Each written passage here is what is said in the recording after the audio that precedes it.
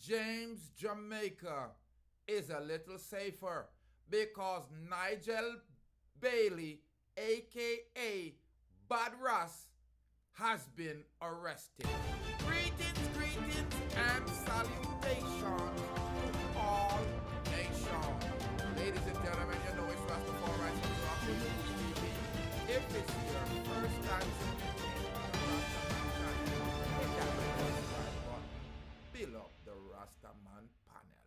Detectives assigned to the St. James Criminal Investigation Branch have laid multiple charges, including murder against a man in relation to two separate fatal shootings last October and December.